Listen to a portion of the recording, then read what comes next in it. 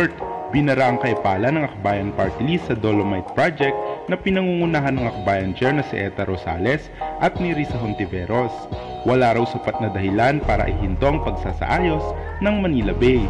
Iyak na naman ang mga epal na oposisyon. Para sa buong detalye, tumutok lamang sa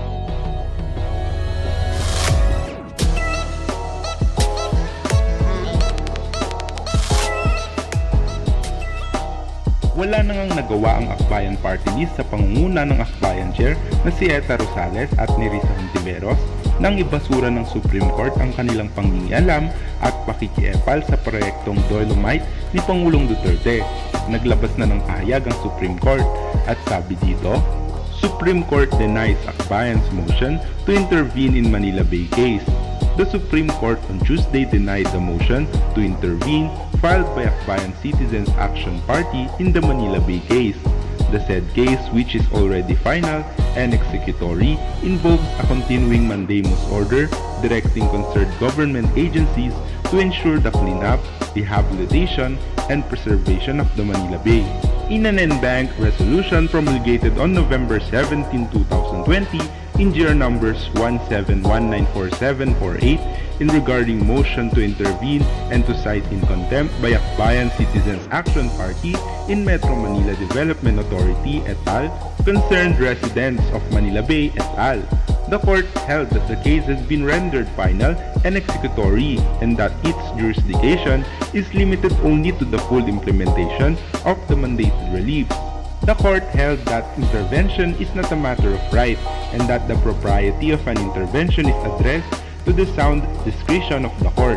The court held that intervention is not viable where the case has long been concluded with finality and is now on execution, albeit still under judicial supervision, as a necessary consequence of the standing mandamus for the constant cleanup and maintenance of the bay and its waters.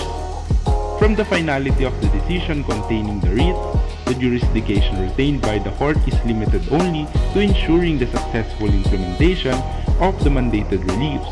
The required returns of the writ are a measure of compulsion for the concerned parties to submit to the court periodic reports which detail compliance with judgment. As the court at this point has only post-judgment supervisory jurisdiction, the range of remedial orders it might issue and any remedial procedure it might undertake shall be limited only to the partial returns of the writ. Chief Justice Diosdado M. Peralta is the member in charge of the case, being the only remaining justice of the Supreme Court, which came out with the 2008 landmark ruling directing 13 government agencies to clean up, rehabilitate, and preserve the Manila Bay. Samantala, may mensahe naman ng radio host na si Ginoong Mark Lopez para kay Eta Rosales at kay Risa Hontiveros. Sabi niya, itong mga SALOT ng lipunan, hindi ko talaga mawari. Ano bang ambag nito para tayo umasenso? Alam nyo, itong mga katulad ni na Eta Rosales at Risa Hontiveros, hindi na dapat ito mabigyan ng plataforma eh. Walang silbi itong mga ito, pampagulo lang. At hinahatak lang tayo sa kangkungan.